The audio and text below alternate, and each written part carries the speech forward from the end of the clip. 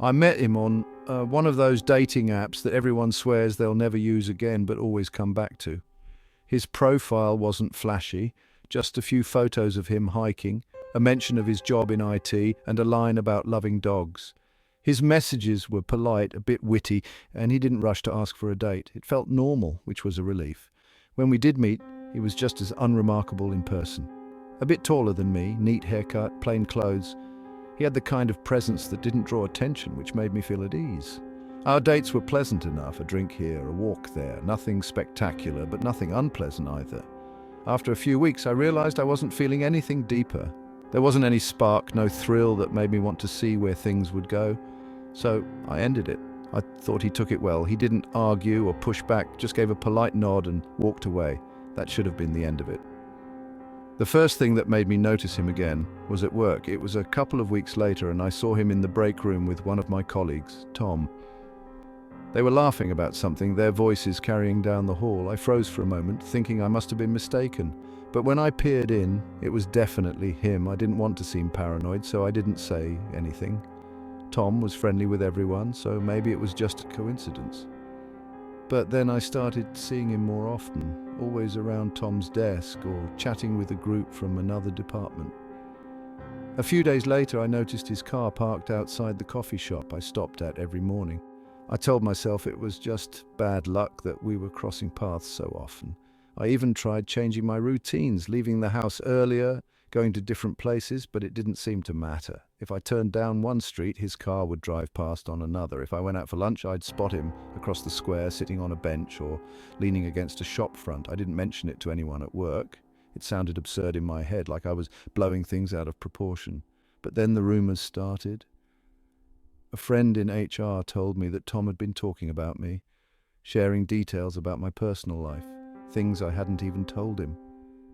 They weren't malicious, just odd bits of information that seemed too personal for someone I barely knew. Where I grew up, the name of my dog as a kid, even how I liked my coffee. It didn't take long to figure out where Tom was getting his information. I tried to avoid both of them after that. Tom's questions became more pointed, like he was digging for details, and when I passed the break room, I'd catch the tail end of their conversations, both of them glancing over as if I'd interrupted something. It wasn't just work. He moved into my neighborhood. I saw him unloading boxes from a van one evening as I drove home. He waved at me, smiling like nothing was out of place. His flat was only a few doors down from mine, close enough that I could see his living room window from my kitchen. By then I knew it wasn't coincidence. He was inserting himself into every part of my life, dismantling the boundaries I'd put up. The sabotage began subtly. My best friend stopped answering my messages after I cancelled on a dinner we'd planned. When I finally got through to her, she was cold, distant. She said she'd heard I'd been bad-mouthing her at work, spreading rumors about her relationship. I had no idea where she'd got the idea, but the damage was done.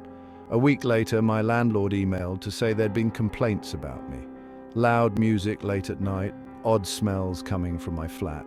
None of it was true, but it didn't matter. I started seeing him everywhere, at the supermarket, at the gym, even outside the library on a Sunday afternoon.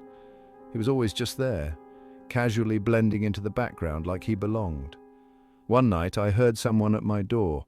Not knocking, just a faint sound of movement like they were trying to turn the handle. I stayed in my room clutching my phone, but the noise stopped before I could call anyone. The next day I found a small scratch on the lock, as if someone had tried to force it. By now I was barely sleeping. Every shadow outside felt like it was him. Every unexpected sound in the night made my stomach drop. The worst part was how normal he seemed when I saw him. He would smile and wave, ask me how my day was going if we passed each other on the street. There was nothing in his expression to suggest he thought any of this was unusual. I tried going to the police, but without evidence, there was nothing they could do. He hadn't made any threats, hadn't done anything that could be considered a crime. I couldn't prove he'd sabotaged my relationships or tried to break into my flat. It didn't matter. He didn't need to hurt me physically. He was tearing my life apart piece by piece, and there was nothing I could do to stop it. I thought about moving, leaving the city entirely, but something stopped me. It was the fear that he would follow, that no matter where I went, he would find a way to be there. Every time I looked out the window, I half expected to see him standing in the street looking up at me, and sometimes I did. I met Sophie on a dating app. We had one of those conversations that just clicked. It wasn't anything extraordinary, just the usual small talk. But after a few days of chatting, I found myself looking forward to her messages. She had a sense of humor that made me laugh even when I didn't want to. Her pictures were nice too, nothing too staged, just her smiling in various places. The sort of person you could imagine bumping into at a cafe. We went out a couple of times. The first date was at a pub. Quiet enough so we could actually talk. She was charming, easy to talk to, the sort of person who made me feel comfortable. We didn't rush into anything serious, but after a few weeks, I started feeling that maybe we could be something more, at least that was my intention, but somewhere along the line I began to get cold feet. It wasn't anything specific. I just felt like maybe it wasn't the right fit. I stopped responding to her texts, then I stopped replying altogether. I just slipped out of it. A few weeks passed and I figured I'd let things fizzle out. I didn't expect anything more. But then, one evening, I received a message from an unknown number. It wasn't an email or a social media message, just a simple text. The first one was an image. It was a photo of me walking down the street just outside my flat. It wasn't anything spectacular, just me dressed in my usual work clothes. But the way it was taken, so close, so precise, made my skin crawl. I tried to ignore it. It could have been anyone after all. But then came another message and another photo. Each one showed me in different places, at the corner shop, sitting in the park, even outside a cafe I sometimes went to. It was like I was being followed. I didn't know what to make of it. The photos weren't taken from far away. It was clear the person had been close to me at the time, standing just a few feet away. The thought of someone knowing where I was at all hours of the day started eating at me. The messages were simple, almost like they were meant to be a reminder. No words, just pictures, but I knew who they were from. There was only one person who had access to my life like that, Sophie. I debated whether to confront her or not. Maybe I was overreacting, but something inside me told me I couldn't ignore this. I thought back to our last conversation when I just faded away. Had I done something to make her think I was playing games? I texted her. It took a while to get a response, but when she finally did, it wasn't what I expected. There was no apology, no explanation. She just asked me how I was doing. I wasn't sure how to reply. I asked her if she was the one sending the pictures. She didn't answer directly. Instead, she told me she was just keeping an eye on things. The next time I saw her was not planned. I'd been walking home from work, trying to push the whole thing out of my mind. I needed to clear my head, get some air. When I turned the corner onto my street, I spotted her standing outside my building. She was leaning against the lamppost as if she had been waiting there for a while. I didn't stop. I kept walking. I couldn't think straight. Can we talk? She called out. Her voice was calm but firm. I stopped. Something about the way she said it made my chest tighten. I turned around. She was standing there, smiling as if nothing had happened, like she hadn't been stalking me for weeks. I knew you'd come around, she said. I wasn't going to let you slip away that easily. I took a step back. I wanted to run, but my legs wouldn't move. She stepped forward. Her eyes never left mine. You see, I've always known what's best for you. I've always been the one who could make you happy. I just had to remind you. I didn't understand what she was saying. Why are you doing this? I managed to ask, the words coming out in a whisper. She tilted her head as if considering the question. Then she smiled, a strange, unsettling grin. I never stopped watching you, not really. I never stopped paying attention. I'll always be here. You'll never get rid of me. I backed up again, and this time I did run. I ran straight into my building, up the stairs, and locked myself in. My heart was pounding in my chest. I don't know how long I stayed there, sitting on the floor in front of my door. The next day, I checked my phone. There were no new messages, no new photos. Maybe I'd overreacted. Maybe she was just trying to get some closure. But then I found something new. It was another photo, but this one was different. It was a picture of me sitting at my desk, staring at the screen. But there was something wrong about it. The angle, the lighting. It looked like it had been taken through the window from across the street. I didn't know what to do. I couldn't call the police. What would I even say? That a woman I'd briefly dated had taken a few photos of me? They'd laugh me off. But that photo, the one from across the street, told me everything I needed to know. She was still out there, watching. I didn't feel safe anywhere anymore. Not at home, not at work. It felt like she was always just around the corner. And I had no idea what she would do next. I stopped going out, stopped checking my phone. I locked the curtains, bolted the door, tried to stay out of sight. But the silence in my flat was suffocating. A week passed without another message, but the fear never left. The feeling that someone was always watching, always waiting. I couldn't shake it. Then, one night, I heard a knock at the door. I met him at a pub near the office, a casual enough place where people stopped in for a pint or two after work. He introduced himself with a warm smile and an easy confidence, offering to buy me a drink. We chatted about the usual things, work, hobbies, the annoyances of modern life. He seemed kind and relaxed, someone who didn't take himself too seriously. By the end of the evening, I agreed to let him drive me home. It had been a long day and I wasn't in the mood for the bus. He parked his car just outside the pub, an unremarkable hatchback with a faint layer of grime on the edges, like he hadn't been to the car wash in a while. It smelled faintly of old fast food, but not enough to put me off. We started out fine, chatting a bit about the evening. The roads were quiet, street lights painting long stripes across the pavement. I settled back in the seat, feeling the pleasant tiredness that comes from a good night out. I gave him my address and he tapped it into the GPS, which plotted a straightforward route. It was only when we'd driven for about 10 minutes that I noticed the GPS wasn't speaking anymore. The screen was still lit up, showing the blue line winding ahead, but he wasn't following it. Instead, he'd turned off onto a narrower road, one that seemed to twist and curve far more than it should have. I didn't think much of it at first. People took shortcuts all the time, and it wasn't like I had the route memorized. I thought maybe he knew the area better than the GPS. But as the minutes ticked by, the buildings gave way to stretches of empty fields, the odd silhouette of a farmhouse in the distance. The road became rougher, potholes jolting the car enough that my seatbelt dug into my shoulder. I glanced over at him. His hands were steady on the wheel, his eyes fixed ahead. He hadn't said much for the past few minutes, his earlier chatter replaced by a quiet focus. The further we went, the darker it got. The streetlights disappeared entirely, and the car's headlights became the only source of light. Trees began to close in on either side of the road, their branches arching over the top like an unwelcome canopy. I tried to keep calm. Maybe he really did know a shortcut, but the thought was hard to hold on to when the road narrowed even more, the tarmac cracking and splitting into patches of gravel. I checked my phone, hoping to pull up the map and figure out where we were. The signal was gone. The little bars in the corner of the screen were blank. I stared at it for a moment, as though sheer willpower would bring the signal back. But nothing changed. The car slowed slightly as we came to a bend in the road, the headlights sweeping across a wooden signpost. I caught a glimpse of it as we passed. The letters faded and unreadable. Something shifted in his expression, a slight tightening around the edges, though he didn't look at me. His hands gripped the wheel just a little too firmly.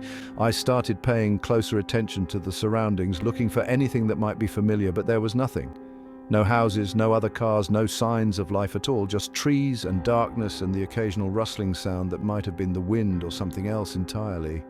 The silence stretched on, broken only by the sound of the tires crunching over gravel. My pulse had started to quicken, and I could feel the sharp edge of panic creeping in. The road curved sharply again, and this time the car slowed almost to a stop. Ahead of us, the road seemed to disappear into a dense cluster of trees. There was no sign of a clearing, no indication of where the road led. He reached for something under the dashboard, a small switch or button I couldn't see. The headlights dimmed slightly, the beam narrowing as though to make the darkness feel even closer. My breathing became shallow. My mind raced through the possibilities, none of them good. The car rolled forward, its tires crunching over what now felt more like dirt than gravel. I scanned the area, looking for anything. Lights in the distance, a break in the trees, anything that might give me an idea of where we were. But it was all the same. Endless trees, endless darkness. The car came to a stop. He turned off the engine, and for a moment the silence was absolute. Then he turned towards me, his face calm, almost blank. I didn't wait to see what he would do next. My hand went to the door handle, fumbling for the latch. It took a second too long, my fingers slipping against the plastic, but I managed to push it open. I stumbled out of the car, my foot catching on the edge of the door frame. The cold night air hit me like a slap, sharp and biting. I didn't look back as I started running, my legs unsteady on the uneven ground. Branches clawed at my arms and face as I pushed through the trees. I couldn't see where I was going, couldn't hear anything but the pounding of my own heartbeat. Behind me, I thought I heard the sound of the car door closing, but I didn't stop. I just kept running, the darkness pressing in around me. I don't know how far I ran or how long I kept going. Eventually, the ground started to slope downward, the trees thinning out. I stumbled out into a clearing, my breath coming in ragged gasps. There was no sign of the road, no sign of the car, just an open field stretching out before me, lit faintly by the pale light of the moon. I stood there for a long time, my legs trembling beneath me. The silence felt too deep, too complete. In the distance, at the edge of the clearing, I thought I saw movement, a shadow slipping between the trees. But when I looked again, there was nothing. I met Hannah through a mutual friend at a barbecue. It was one of those awkward gatherings where you don't know anyone, and the only way to avoid looking out of place is to hover near the food.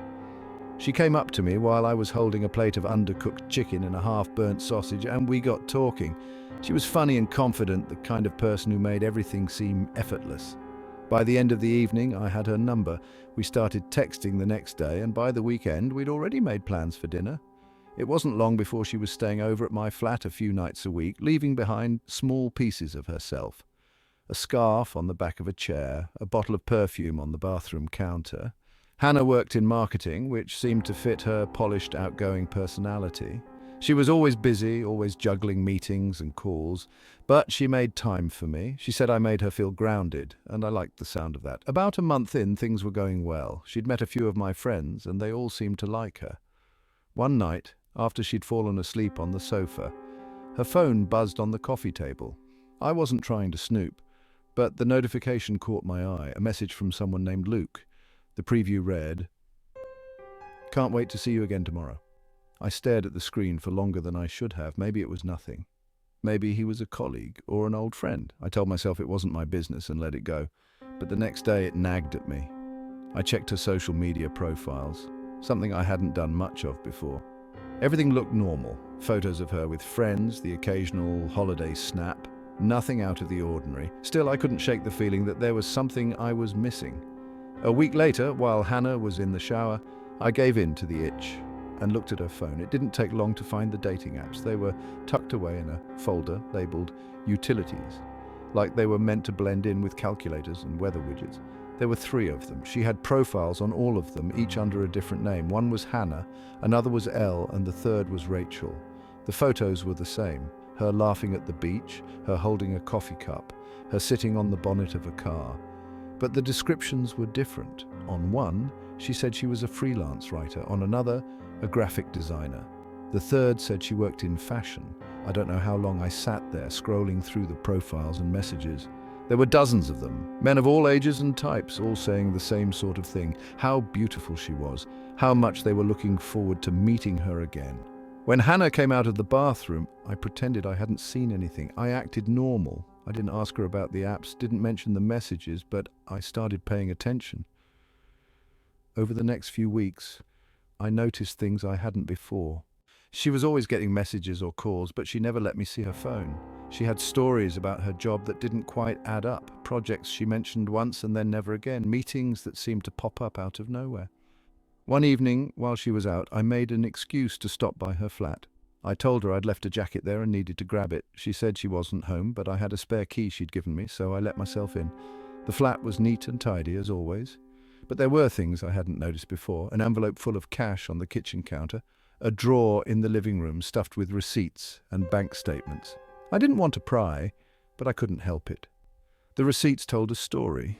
Expensive dinners, hotel stays, high-end shops. None of it made sense. Her salary couldn't have covered it. The bank statements were worse. Large sums of money deposited regularly, all with vague descriptions like consultation fee or reimbursement. I found a notebook in the bedroom, tucked under a stack of magazines. It was filled with names, dates, and amounts, pages and pages of them. Some of the names had notes beside them. Threatened to go to police, paid in full, still owes £500. The realization hit me like a punch to the stomach. She was blackmailing them. I put everything back where I'd found it and left the flat, my mind racing. Over the next few days, I tried to figure out what to do. Should I confront her? Go to the police? But what if she turned it around on me? What if she said I was lying? I started looking into the names in her notebook. Most of them were impossible to trace, just first names with no context. But a few were more unique, and with a bit of searching online, I found some of the men. One was a dentist in Brighton, another a personal trainer in Manchester. I didn't contact them, I wasn't ready for that. But the more I dug, the clearer it became. She'd been doing this for years. Hannah must have noticed I was pulling away. She started texting me more, calling more often, asking if everything was okay. I told her I was stressed at work, that I just needed some space. She seemed to believe me. The last time I saw her was at my flat. She'd cooked dinner, lit candles, made everything feel perfect. But the whole evening I couldn't relax. I kept waiting for her to slip, to say something that would confirm everything I already knew. When she left, I checked the living room. Her perfume bottle was gone. The scarf was gone. Every little piece of her she'd left behind had been taken. That night, I found a new profile on one of the apps, a new name, a new description, but the same photos, the same woman. I deleted my accounts the next day, but every so often I still get emails from the apps, notifications about matches or messages. Sometimes I open them just to see. She's always there. I matched with Aaron on one of those dating apps, the kind you join when your friends won't stop pestering you to get back out there. His profile was almost too good to be true. Loves running, big on clean eating, works in tech, but still finds time to volunteer at an animal shelter. We chatted for a week, swapping tips on meal prep and exercise routines. He seemed normal. That's what I keep coming back to. He seemed normal. We agreed to meet at a new farm-to-table restaurant that had just opened in town. I arrived early, as I always do, and picked a spot near the window. It was bright and cheerful, with wildflowers in tiny vases on every table. The sort of place where people posted photos of their plates before eating. Aaron arrived right on time, all charm and easy smiles. He looked like his photos, which was a relief. The conversation flowed naturally, though he asked a lot of questions. Not in a bad way, just attentive, interested. I told him about my job, my workout routine, how I'd been avoiding gluten and dairy for years because of allergies. He nodded along, making a point to share that he'd gone plant-based last year and understood the challenges of eating out. It felt good to be with someone who got it. When the waiter came, Aaron offered to order for both of us. It was thoughtful, I thought. The choices sounded perfect. Grilled vegetables, quinoa, some kind of cashew cream sauce. I didn't even think to double-check. The reaction hit halfway through the meal. It started with an itch, then a flush of heat. My chest tightened, and I realized my throat was closing. My vision blurred, and I felt the chair scrape back as I staggered to my feet. Aaron was up instantly, shouting for help, guiding me to the floor. Someone handed him an EpiPen. He stabbed it into my thigh, and the relief was immediate, though my head swam from adrenaline. An ambulance came. Aaron rode with me to the hospital, holding my hand the whole way. The paramedics said I'd been lucky, and I nodded weakly, too drained to do much else.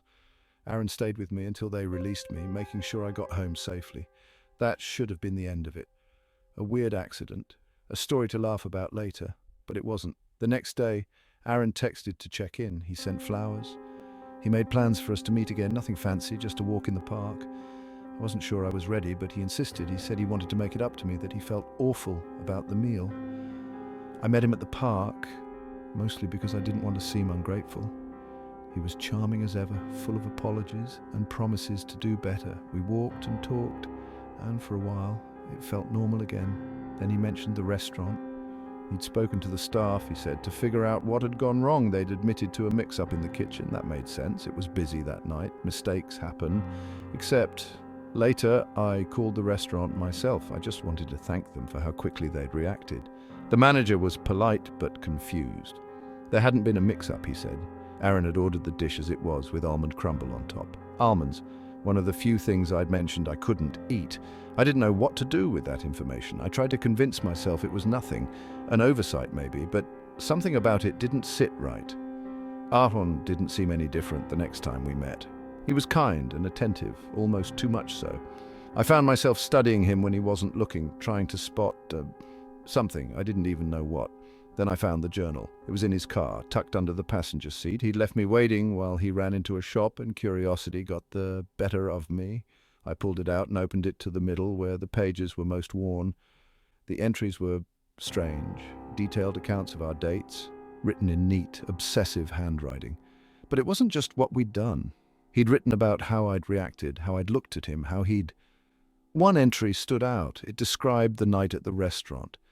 though not how I remembered it. He'd chosen the dish deliberately, it said. He'd known what would happen. He'd prepared for it. He wanted to be there for me, to prove he could take care of me. I snapped the journal shut and shoved it back under the seat before he returned. I didn't know what to say, how to act, so I said nothing.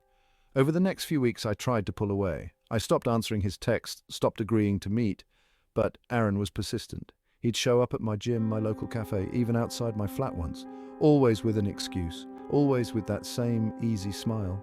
The last time I saw him was outside my building. He'd brought flowers, like before, but there was something in his eyes I hadn't noticed before, something cold. I didn't let him in. But that night, when I went to bed, I found a single almond on my pillow. I met Rachel a year after my wife passed away. I hadn't been looking for anything, not really. Grief has a way of hollowing you out, leaving you too tired to even want more, but Rachel came into my life quietly, almost seamlessly, as if she'd been meant to fill the space that had been carved out of me when Ellen died. She had this calm about her, an understanding that felt rare and comforting. She never asked too many questions, never prodded into the sore parts of my grief. She just seemed to know. We met through a bereavement support group. I only went once. That kind of thing wasn't for me, but Rachel was. When she approached me afterwards in the car park, offering a soft smile and a card for a local counseling center, something about her felt kind, genuine. That's a rare thing when you're a single dad, fumbling through life, trying to raise a little girl who barely speaks anymore. Mia was 5 then, sweet and shy. She hadn't talked much since Ellen's death, except to me, and even that was rare. Rachel didn't push when we first introduced her. She just treated Mia like she was as invisible as Mia wanted to be. Slowly, though, she found ways in. A game of peekaboo here, a storybook there. Mia warmed to her quicker than I'd expected. Rachel was good with her, better than me, if I'm honest. She seemed to know just when Mia needed a distraction and when she needed space. It wasn't long before I started to think of her as a part of us. Maybe that's why I didn't notice how much she'd begun to take over until it was too late. The first change was subtle. Rachel started planning things for us, a trip to the park, an afternoon at the zoo. I let her take the lead because, frankly, I was exhausted. Raising a child on your own does that to you. Rachel's suggestions always seemed harmless, nice even. But then she began making choices on her own. A new bedtime routine for Mia, new clothes Rachel thought would suit her better than the ones Ellen had picked out. Practical, Rachel called them, more suitable for school. I didn't argue because they were small things, weren't they? Harmless, that's what I told myself. It was only when I found Mia crying in her room one night that I realized something was wrong. She wouldn't tell me why, no matter how much I coaxed her. She just sat on the edge of her bed, clutching the teddy bear Ellen had given her on her last birthday. The thing had been old and battered even then, and Rachel had suggested replacing it more than once. It's unhygienic, she'd said, but Mia refused to part with it, and I didn't push her. That night, though, I found the bear's arm had been ripped clean off. Rachel denied knowing anything about it, of course. She said it was probably the dog from next door, though I couldn't remember the last time the neighbor's Labrador had been in the house. Rachel offered to sew it back on, but Mia wouldn't let her touch it. She just held it tighter and buried her face in my chest. The next few weeks were strange. Rachel seemed colder, though I couldn't put my finger on why. She still smiled when she saw me, still played with Mia when I asked. But there was something beneath it all, a quiet frustration that hadn't been there before. She stopped coming over as often, but insisted Mia spend more time at her place instead. It's good for her, Rachel said. A change of scenery. Mia didn't seem to agree. She was quieter than usual after those visits, and her drawings, once full of bright colors and stick-figure families, became darker. Black scribbles covered most of the paper, and when I asked her about them, she just shrugged. It wasn't until I found the box that I started to understand. It was in Rachel's attic, hidden under an old blanket. Mia had left her coat there after one of their visits, and Rachel wasn't home when I went to collect it. I wasn't snooping, I swear. I just wanted to grab the coat and leave. But the box was there, half open, and something inside caught my eye. Photographs. Dozens of them. All of Mia. Some of the pictures were recent, ones I recognized from our outings, but others were older. Photos Rachel couldn't have taken. One was from Mia's first day at nursery, another from her second birthday party. Pictures I didn't even know existed, and then there were the other things. Mia's baby shoes, a lock of her hair, A crumpled drawing she'd made for Ellen years ago, things that should have been in our house, things that were missing. I left the coat and took Mia home that night. I didn't confront Rachel. I couldn't. I didn't know how. What could I even say? And instead I told myself to stay away from her, to keep Mia safe. But Rachel had other plans. The messages started the next day. Apologies, explanations, promises. She wanted to talk, she said. Just talk. When I didn't reply, she started showing up outside the house. Not knocking, not saying anything, just standing there. Mia wouldn't sleep in her room anymore.